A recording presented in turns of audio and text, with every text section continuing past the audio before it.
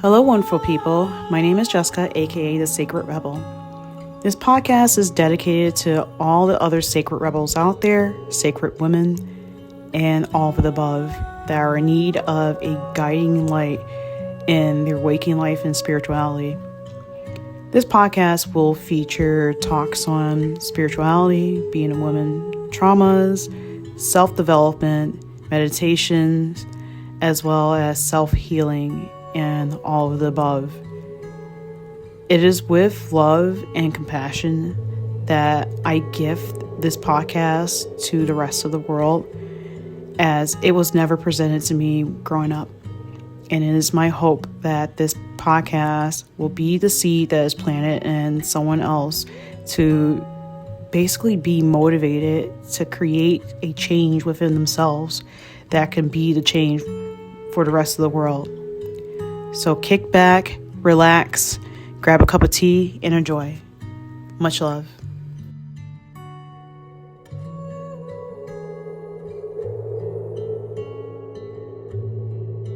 Hello, wonderful people. My name is Jessica, aka the Sacred Rebel, and I welcome you to the first official episode of my podcast. This is episode 1.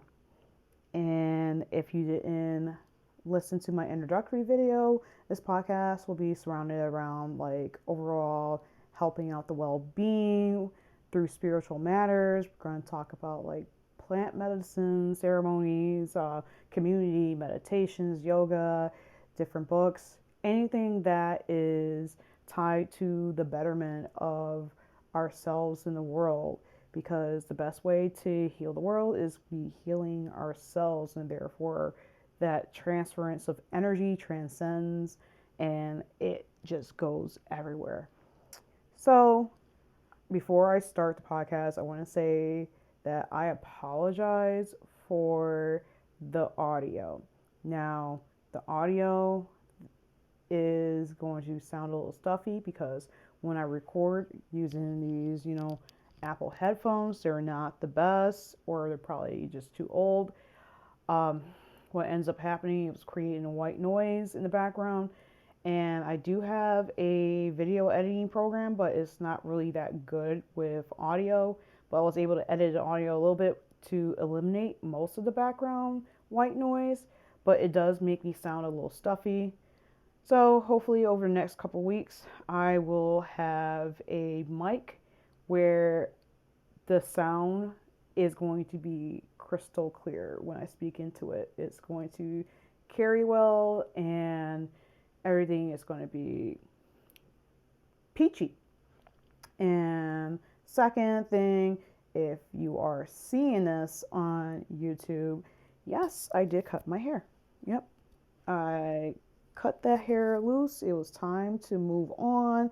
I wanted to see my own natural hair. I'm not bald headed, just so you know. I'm just wearing this little thing on my head because I didn't feel like doing my hair right away. It was kind of late at night anyways when I started cutting out the styles. But my cousin will hear from me soon. But without further ado, let's get into this episode.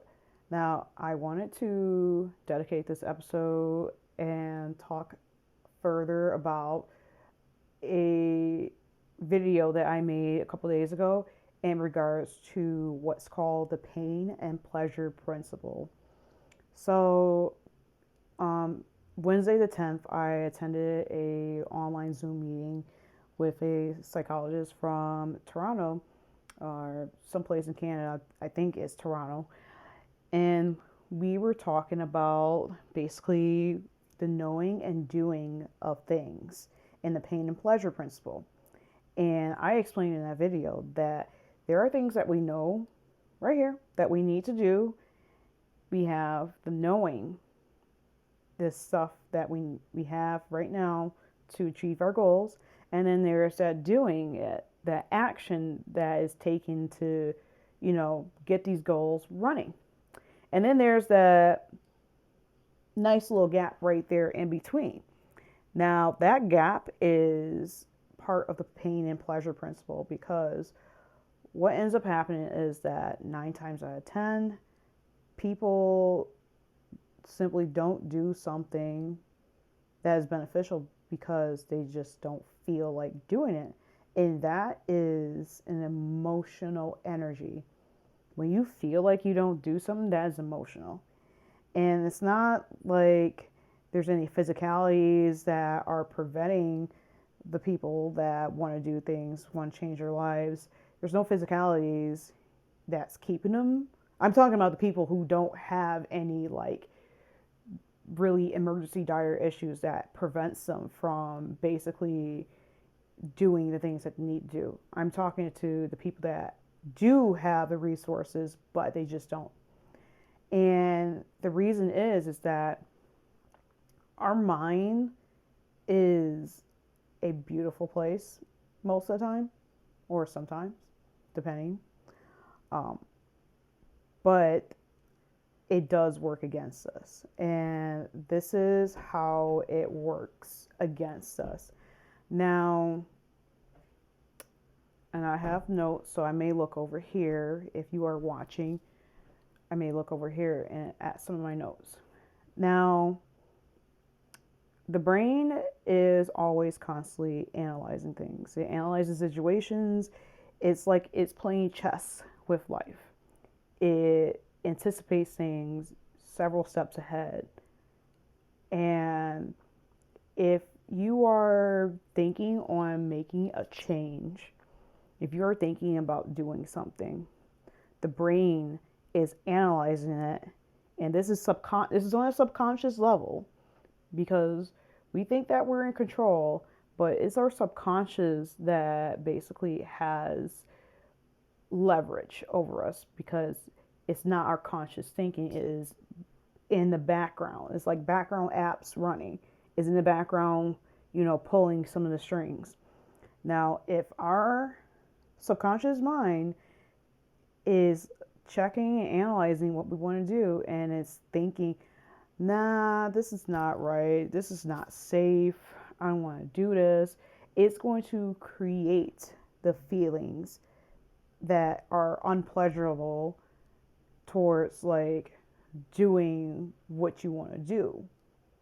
And therefore, you're going to make the decision, nah, I don't want to do this. A great example would be, let's see, working out. You want to achieve the goal of maybe losing 50 pounds. Maybe you're a little overweight. Thanksgiving was very, very generous with you, along with Christmas, and now you need to lose some weight. You have the idea to want to go to the gym, maybe even created a plan around it, but then your brain is like, hey, guess what? The gym is an unpleasurable place. You're just going to get sweaty. You're just going to be sore. Yeah, you're just going to be around people that look better than you, and you're just all flabby. And then it creates these scenarios and these feelings. And then next thing you know, you're just like, maybe I'll go to the gym tomorrow. Maybe I'll go next week. And then end up never going. And so, with that being said, if the brain is anticipating pain, it's going to take that and use it against you to keep you in a certain place. And the reason it does that is it's it believes it's keeping you safe. I know it sounds backwards. Something that can better my life is anticipated to my brain as not being worth it, because my brain is trying to keep me safe. Your brain is trying to keep your body at the status quo. It's trying to keep you just like, we're just going to keep you level right here. We don't want you up here, but we don't want you down here. We're just going to keep you right here. And it doesn't respond to knowledge either. You can have all of the knowledge of any skill set, any routine. You could have probably done it before, a long time ago. But if you feel like you don't want to do it because your subconscious thoughts are making you feel like, nah, this ain't it, then you're just not going to do it. And that's what creates that gap, And a lot of people, they have all these lists of goals, they make vision boards, they do all these things, but they just don't do it because they simply just don't feel like doing it. And that is because the brain is creating that positive change into an unpleasurable experience right even before you started. It's creating it to be like, make it feel hostile towards you. So you won't, obviously, you won't go towards something that's hostile. But what happens when simple things that are really supposed to change your life is deemed hostile by your mind? And during the meetup, we had created a journal prompt where we broke things down in 4 different categories. So we have the pain of not doing, the pain of doing, the pleasure of doing nothing, and the pleasure of doing. So when we break it down, I'll do it real quick. The pain of not doing is, what are you feeling if you're not doing what you're supposed to do? What are you feeling if you're not completing your goals towards your passions, your dharma, what your desires? And for myself, I wrote down not changing for the better and not sharing what I do or want to do as like the pain of not doing, because it does feel painful when I don't share what I'm doing. When I don't basically alert the masses, but like, yes, let's raise up our banners and raise up this consciousness. Let's increase this frequency and start vibing with each other, be a community. And I've always constantly said that I want a community, but how am I going to have a community if I don't communicate that or create things to create a community? The pain of doing is basically the pains that could happen while we're trying to do, the pains that kind of like, we don't want to feel this while we're doing things. And some things I wrote down was failure. A lot of people have a fear of failure. The fear of not being seen. A lot of people have that fear of people not seeing them or taking what they say seriously. Feeling overwhelmed. That's a lot of people. And time. A lot of people will say that they don't have time for something. But here's the thing. You got to make the time to do the things that you want to do. It's a pain in the ass, but you still got to do it. Now we have the pleasure of not doing. So the pleasure of not doing is basically like the status quo where your brain wants to keep you. And that can be like you have simplicity, knowing that nothing is wrong or anything bad is going to happen. Being normal. Those are the pleasures of doing nothing. And I'll admit, sometimes when I do nothing, it feels great because it means I can't get too high, I can't get too low. I'm just here. I'm just existing, which is okay. When we're taking some time off to relax, it's okay not to do anything. And then we have the pleasure of doing. The pleasure of doing is the actions that we already took and then the results that we want, which is being successful, more joy, no anxiety, and having peace. I love having peace. When I'm peaceful, I am laughing my ass off. I'm crying tears of joy. I'm content. But in order to get past, to get those results, we're going to have to go through some pains. And a lot of people just don't want to be uncomfortable. And I understand that completely. I am the queen of comfort. I love being comfortable. I like wearing comfortable clothes. I like sitting on comfortable things. I will fidget a lot if I feel very uncomfortable where I'm at, whether it's being in a crowd or basically sitting in a certain position for a very long time doing a 9-to-5 thing. But a lot of people don't realize that their subconscious is sometimes taking the driver's wheel. They're like, we're just going to keep riding through. We're going to keep going by these turns, we're purposely missing these turns because we want to keep you safe. And the brain kind of reminds me of a overprotective parent. We raised the child to be a wonderful adult. We taught them everything that we knew and know, knowledge, all that stuff. We taught them. But the moment that child wants to do something that seems like it's scary, whether they want to travel out to a different state or like go to like, I don't know, an event, whatever, that's when the overprotective parent mode kicks in. They're just like, should you actually be doing that? I don't think you should be doing that. Because sometimes parents just want us there in front of them 24/7. And they want us to be joined with them at the hip. And we have to acknowledge that they're just being like overprotective. My grandmother, when she was alive, she was very overprotective of me, and I used to complain about her worrying so much.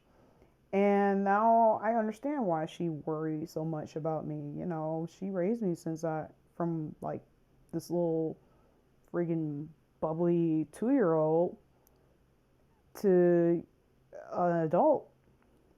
And I would give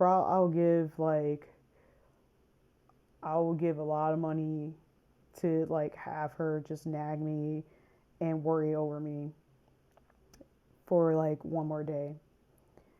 But yeah, sometimes we have to sit and reassure ourselves that this is something that is going to be beneficial for us in the end.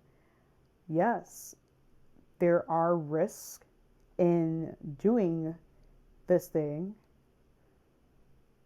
At the same time, there's a greater risk of not doing anything, even if it feels very comfortable. There's a greater risk of sitting and doing nothing at all the time. There's days where it's okay to take breaks, but there's days where if those days turn to weeks, turn to months, and turn to years, then that is a problem. And you can sit and lament about what was lost, or you can actually start moving slowly towards your goals. You don't have to build a whole castle in one day. You just do everything one by one, piece by piece, lay it brick by brick.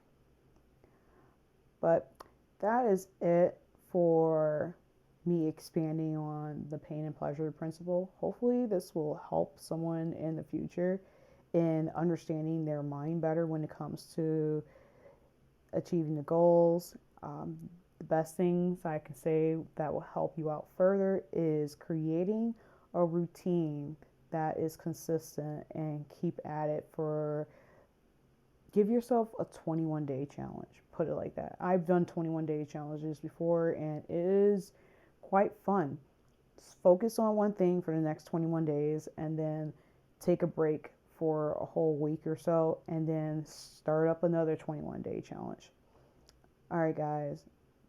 This is the end of the episode. I hope that this will help out you a little bit better or a whole lot. So if you can, like, share, subscribe, comment, and I will see you in the next episode. Bye.